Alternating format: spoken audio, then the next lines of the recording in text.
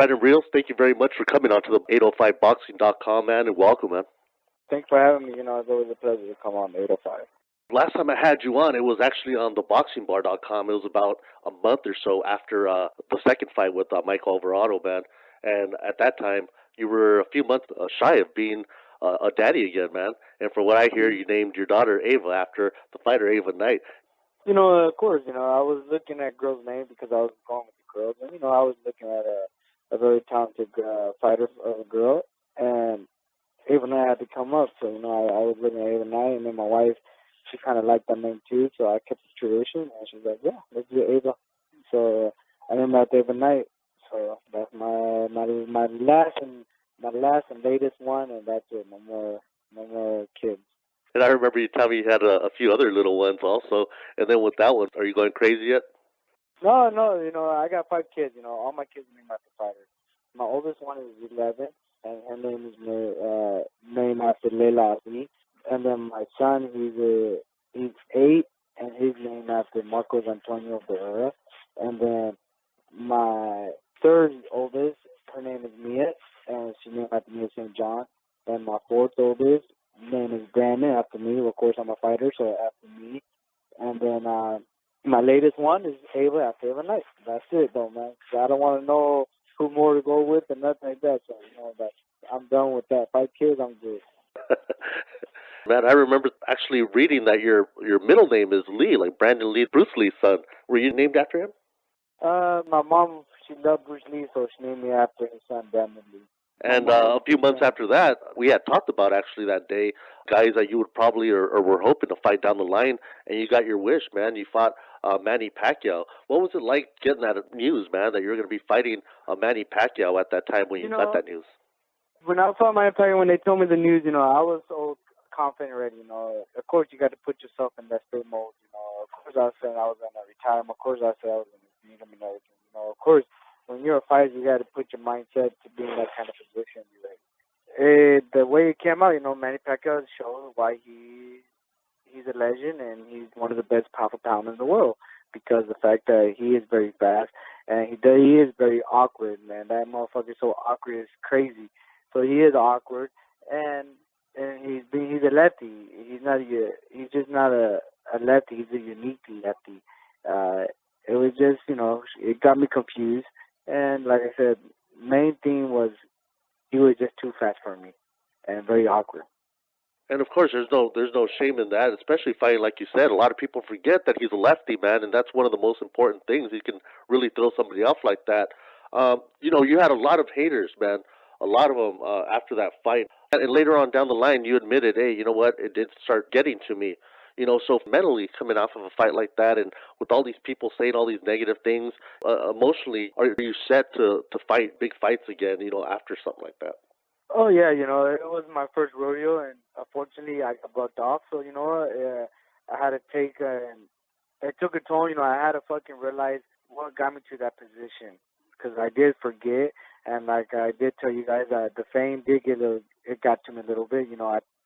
Making so much money as a young kid, never had money, I grew up poor and didn't have shit. And all of a sudden I started making money like this. It did get to me, I thought my shit didn't stink, but after losing a big fight like this, it brought me down, it brought down to earth, and realized that, I gotta fucking stay humble again and just remember the route that got me to where I needed to be. So you know what? That's what happened, and now not only that, but my wife, she's a great wife. She's a clinician, she's a therapist, and she's been working on me, and she's seen the different Brandon. She's seen the Brandon that she fell in love with the first time, and she sees that again with me right now. Before, she was telling me, you are a different Brandon now. You're not the same one that you was. You kind of letting the fame get to you, which I understand. I did let that happen, and now, I'm back to square A again. I'm ready to get back to the top, and I'm staying humble now, and my camp now, and the people I have around me is very limited now. Because before, you have an entourage, like everybody is there, and then when you lose, everybody's gone. So now, I'm just staying there. The only person that haven't left me is Robert Garcia. He's the one that He's always been there, and he's always been beside me to thick to thin, and I respect that guy a lot. So I'm just ready to get back to the top and show the world that don't forget about me. I'm here to stay, and I'm going to show the world that not to forget about me. Everything you said, man, is damn right. And I'm glad you have that mindset that you have, and especially talking about like having the entourage and all that stuff, man. You don't know how many veteran fighters I've had on or I've talked to, and they tell me the same thing, man. A big problem with today's fighters is that they have these entourages that are like leeches, and just take from the fighters, and at the end of the career, once it's all over, they're not around no more, man. And it's a great thing to hear you say that because I'm glad that you have that in your mind right now. Yeah, I'm young still, so you know what? It's a good thing it happened now than later. So I'm still young. I'm still young in the sport, and I can still do great things in it. So you know what? I realize it, and now I see it. And like I said, I got great people support me and to help me out through this kind of condition. And one of them is Robert, and one of them is my wife. And those are the two main ones that really help me out a lot, especially my wife. She sees me every day. She's with me every day. She sleeps with me every day. So she knows how I'm feeling when I have a good day and a bad day. So she knows what's going on with me. So she's a very 100% supportive in what I do. And she doesn't support just because of my career. She supports because of me, because I'm her husband. So it's very blessing to have a wife like that. My new corner is going to be Robert, which is always there. Then I have his son Pita. I have another guy named Arturo, and then my dad's actually coming down from Kansas, and I want him to be with me until my end of my career. I want him to finish out my career with me. He's the one that started with boxing with me, so I want him to finish out with me. So my dad's going to be coming down too. And then you get that next fight with Diego Chavez, man, and he was a very awkward fighter. At the same time, he was a very dirty fighter, man. It kind of threw off the fight a little bit, and it had a lot of again complainers and stuff like that. What did you think of that fight? No, that fight, after fighting Pacquiao, coming out from a loss, I wasn't on activity for like 8 months, dude. I really literally didn't do shit. I was so down on myself because the fact that I did go in that fight and I was ready and I had my mindset that I was gonna come out victorious. And I didn't. Unfortunately I didn't, and it happens, part of boxing, but you know what? It just hit me so bad that I didn't even go to the gym once at all. I do nothing, I didn't train, I didn't run, I didn't do nothing. I just stayed home and just dwelled on it. And my wife's the one that kicked my butt and told me to get up and stop focusing on the past. And now you just got to start a new era and start your own thing. Start your new path. Go work on that. Keep your mind straight. Keep focused, and you'll be back on top again. So, and after that, and going into the Chavez fight, I actually had a hurt right arm.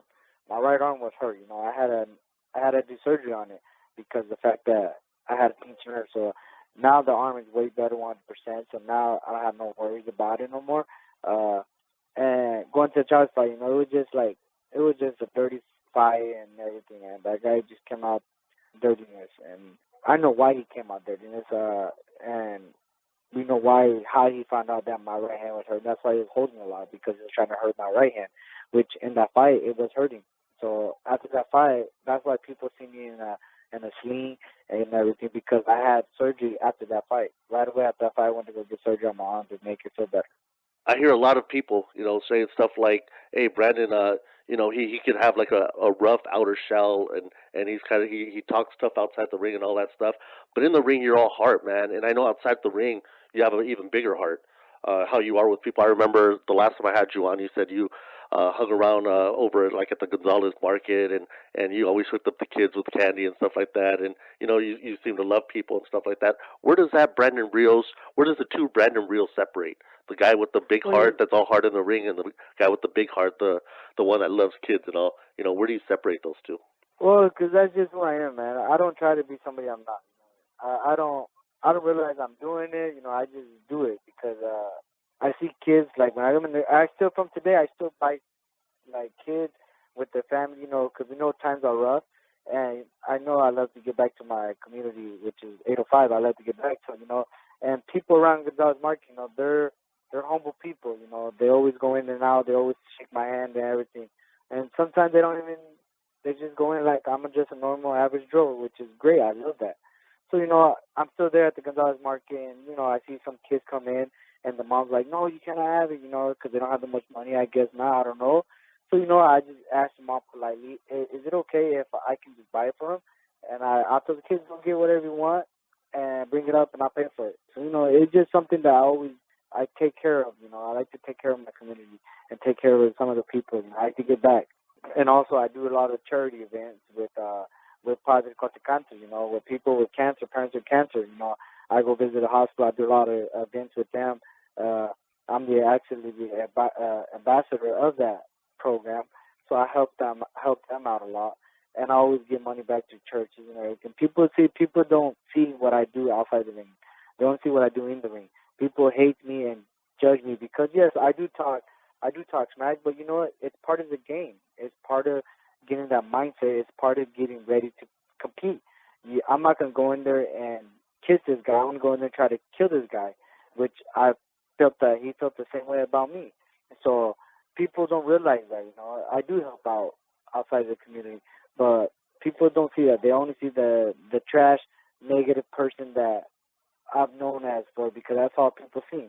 But they don't see what I do outside the ring. But it's okay, it's part of the business, As long as I know I do good stuff out of my heart because I want to, not because I'm forced to do for publicity and stuff like that. It's because I do it. I don't care what people think. I let them say what they want to say. At the end of the day, to me, it's just comments. They're not hurting me. Before it did get to me a lot, but now I've learned that they're just comments, and people are always going to hate no matter what you do. If you say red, they're going to hate because you hate you said red. So at the end of the day, we just gotta be ready and do what's best for me and get my mindset back to the old days where I came out and I came to compete and I came very aggressive and show the world that I'm still young in the sport and I'm here to stay. That's right, and we'll let the haters eat everything you just said there, man, and that hopefully puts them straight there. You shook up, all the haters and all your fans too, man, with the tweet that you put the other day about a rematch with Mike Alvarado, man. Is that officially done, or is it just kind of like it's in the works type of thing? Oh no, it's a done deal. Actually, we're just waiting for the contract. July 24th in Denver, Colorado, on HBO Boxing, there's gonna be Rios versus Alvarado 3, the trilogy. It's gonna happen. That fight is gonna happen. I'm already in the gym. I've been in the gym actually a month and a half before I found out that we're fighting. So I'm getting in shape and I'm being ready to come with everything. And I'm pretty sure he feels the same way because he wants to get back to the top. I want to get back to the top, and I want to show everybody that they forgot about me. And I don't like the feeling that everybody forgot about me because I only fought one time this year, and it sucks. So I do want to keep competing, and I'm ready, man. I just feel that everybody forgot about me, and I'm just ready to get back to the top and show the world that I'm still young in the sports. And I still got a lot left in my gas tank to do more things. You say you've been in the gym. How are you feeling physically and also mentally? At this moment, how do you feel? Well, right now, mentally, I'm way better now because physically, my arm is better, my right arm. Prior to the second Alvarado fight, after that fight, I went to get surgery on my right arm because I had a pinched nerve. So I got surgery after the Alvarado fight, the second one. And going to the Pacquiao fight, I had surgery, so I always had to have a therapy doctor with me because the fact that my arm was hurting still going to the Manny Pacquiao fight, which I'm not taking credit away from Manny Pacquiao. He did beat me, and I lost to one of the best in the world, and I don't have no shame in that. So after that fight, I just took 8 months off, and then they told me I'm fighting Diego Chavez. So which it was like, okay, cool, no problem. So I started training for Diego Chavez, and all of a sudden, same arm, but a different spot, another pinched nerve occur. So now, going to the Chavez fight, during camp, my right arm was hurting like bad again. It was hurting for even just to throw a punch. That's why sometimes they really see me throw a punch. That's why I look so awkward and everything. It was just hurting so bad. So after the Chavez fight, I got surgery on my right arm. And now, honestly, now I sparred yesterday for the first time. And yesterday, for the first time in years, since the Acosta fight, since I won world title, my right arm is 100% better. It feels like a new arm. And so yesterday in sparring, I had that little doubt still in my mind that, oh, my arms gonna hurt, my arms gonna hurt, but it didn't hurt at all yesterday. So now I can be relieved, and now when the sparring comes again, I can be 100% more focused and not worrying about the arm. So now I'm mentally ready, and physically my arm is ready. So right now, mentally I'm ready, physically I'm getting ready. When you were talking about your arm, I remember a few years back, even before the first Alvarado fight, you were supposed to fight, I think, Mauricio Herrera, and I had him on, and he said you guys were gonna fight, and next you know was thrown off because I want to say it was an arm injury. Is that the same injury that you have now? Yeah, it was the arm injury, and also when that arm injury occurred in the first Mauricio fight, we were supposed to fight. I also got cut, and no, that was Dion. Yeah, it was because the arm injury. Because when me and Dion was supposed to fight the first time, a long time ago, I got cut in sparring, and then for the Mauricio fight, my arm, my right arm was just shot. It was dead, man. It was just hurting really bad. And then going to the Alvarado first fight, it was bad, but not as bad. And then the second one, oh man, it was just fucking torn up. Man, a Herrera and Rios fight would have been awesome to see too, man. Alvarado's coming off of his loss with Ruslan Provatnikov and also Juan Manuel Marquez. You had come off of a few losses yourself. This year fought Diego Chavez, and now you're willing to risk it all, man, to fight a guy like Mike Alvarado again, man. Putting it all on the line like that, man, risking everything. Because remember, whoever wins the two out of the three fights, that's who's seen as the guy that takes it all. I mean, are you ready and set to fight someone like Alvarado again? He's a dangerous guy, man. It's risking a lot. Is it the right time to risk something like that? For Brandon Rios. I think it's the right time at this moment because right now everybody is saying that I'm done. Everybody's telling me I'm done. Everybody's thinking I'm done. All the media's out there. Everybody, all the critics. Everybody's thinking that Rios he put his good days behind him already. But I'm not. So that's why we need to do this fight. Not only that, but a trilogy. Come on, it's 1-1. We tie. We got to break that tie. And like you said, in this fight, one will go up and one will go down. And the one that goes down, I think that's pretty much it's almost over for the career. And the one that goes up, there's still way more ahead of him. And you can still also get another big fight and everything. So I'm trying to go up. My goal is to go up and keep going up, because I still have a lot in me. Like I said, I'm 28 in the sport. I'm still young, and I still have a lot of gas in my tank, and I'm not ready to stop right now. Man, you got me all pumped up. I can't wait for your fight, your third rubber match with Mike Alvarado, man. It's going to be a good one. Hey, you know what? Someone like Brandon Rios, every time I think of you, man, I always say to myself, we could put Brandon against even a guy like a Victor Ortiz who's had a lot of losses. But I bet you that even that match would sell a lot because of all the drama and everything going on, man. And it would be, an awesome thing. But that's how special you are, Brandon. Is that we could put you against anybody or a Mauricio Herrera or somebody like that, and you're going to sell no matter if you win or lose the next fight because that's who Brandon Rios is, and that's how special you are, man. And thank you very much for coming on to the 805boxing.com, man. And I appreciate your time very much, man. Oh, no problem, man. It's always a pleasure to come on. You got to represent the 805. I train here. I live here. I met my wife here. So this is like my city now. So I wasn't born here, but, I'm a resident here. So, I always got to represent the 805. And we do got great talent here in the 805. Not only in the Robert Garcia Boxing Academy, but in other gyms I'm speaking of. So, you know what? We just got to be ready and just put 805 back on the map. We have died a little bit, but we want to come back on the map. And if I'm one of the guys that can do so, so be it. I'm going to try to do so. I know there's other guys out here that have tremendous skills and great boxing ability that can also put them back on the map. So, we just be ready and just bring back the 805 to everybody near the city of boxing. So we're ready.